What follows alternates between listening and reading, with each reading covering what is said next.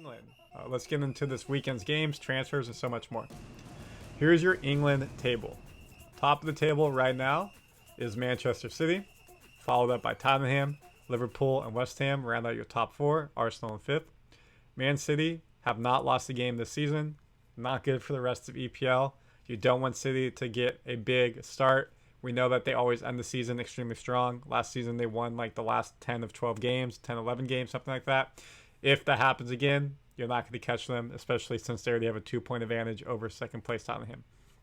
Rounding out the bottom three, Everton, Luton Town, and Burnley. Luton Town and Burnley came up from Championship last season, while Everton has been in EPL. They've been the bottom 4, 5, 6 the past couple of years. Not looking good for them this season.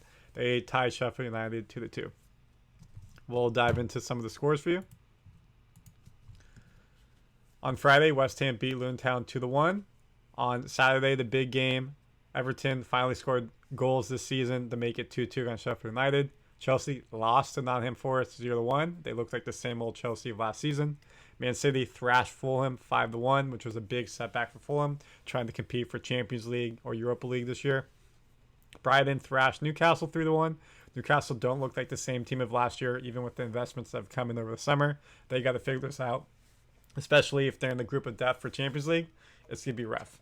And then for today, the big game, Arsenal beat Man U 3-1, and we're going to dive in that game right now.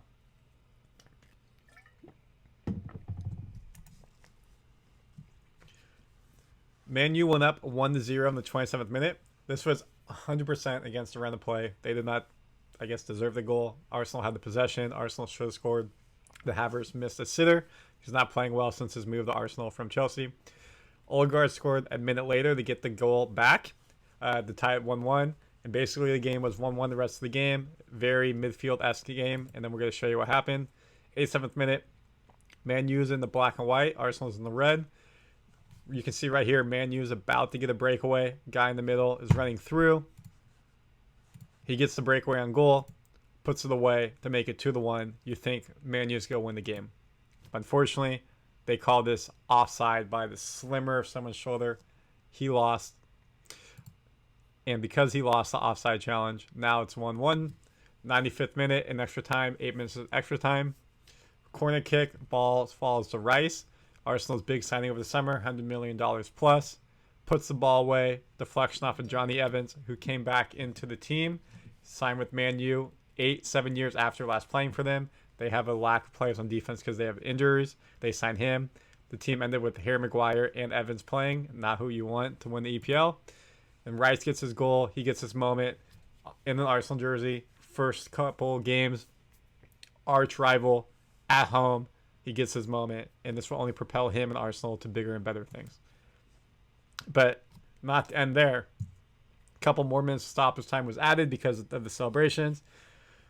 Jesus gets a breakaway, does a cheeky step over to get the player down. Open goal, basically, puts it away. Arsenal goes on to win 3-1. Ten Hag, Man U coach, said, 1, he liked the performance. The result was on our side. Decisions were against us. Penalty was given but rejected. He thinks that it should have been a penalty on his striker. It didn't look like it to us. The foul on Holland, he says another penalty. Doesn't look like that should be a penalty there. And then the offside, so it was wrong angle, but it's automated offside, so it really can't be. And then lastly, he thinks there's a foul on Johnny Evans on Rice's goal. So a lot of complaining there versus owning up and saying my team got beat. He also mentioned Jadon Sancho was not in the team for the weekend, that he needs to train harder. His training was not up to par, and he did not deserve to be on the bench or even playing. And that's what he says right here. Jadon, on his performance and training, we did not select him. He was not reaching the levels expected of a Man U player. Jadon Sancho replied on Twitter, or X, formerly known as Twitter, please don't believe everything you read. I will not allow people saying things that are completely untrue. I've conducted myself in training very well this week. He also thinks there's other reasons playing a part. He's going to work hard and continue to do. Sancho was assigned to Man U for about £73 million in 2021. He's had 12 goals and 82 appearances for them, so he's not living up to the hype of the money. Other games to go through quickly. Liverpool beat Aston Villa 3-0. Aston Villa is in Europa Conference League. Liverpool's in Europa League. So This is a competition Aston Villa should be used to playing, and unfortunately they did not show out here. Salah got his goal with all the transfer saga of him potentially go to Saudi Arabia. Liverpool said they do not want to send him over, and he hasn't personally said he does, so looks like he'll stay there. Nunez had an assist as well after his double goals last week, so he did a good job. City thrashed Fulham 5-1. Haaland had his second hat trick. I have on my fantasy team. Let's go. Triple points. Also, Alvarez got a goal. Ake got a goal. Good team win from Man City. They did not even look like they got a second gear here, and it's scary for the rest of the EPL. Chelsea, we said, lost to Nottingham Forest 0-1. Nottingham Forest's goalie is Matt Turner, USA goalie. Got his first clean sheet ever in the EPL. Going international break. This is great for his confidence. Great for the team. Big on them to be a considered top 6 team in the EPL. Chelsea's team is still young. A lot of new players learning how to play together on the fly. Not a lot of time to practice. So you would think they get better throughout the season, but not where you would want to be losing Nottingham Forest right before international break.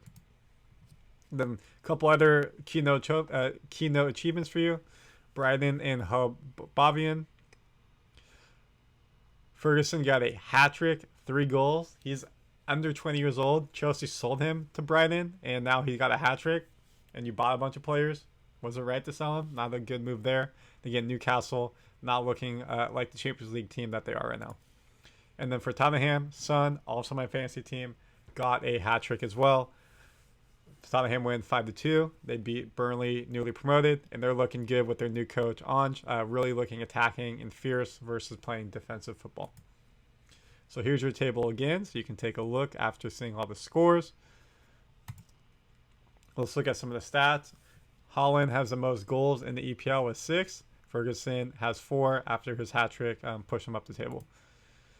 In terms of assists, Matoma with Brighton has 3. Neto has 3. Foden has 3. Ward-Prowse has 3, leading the pack. And then your goals plus assists, Haaland's winning with 7. So he's the pack. He was the player of the year last year, and he's off to a great start again this year. Some big transfers for you to be aware of. September 1st was the transfer deadline. So what happened that you would be recognizable about from the England side here? A lot of young players going out to try to get experience. In addition, some players you may know.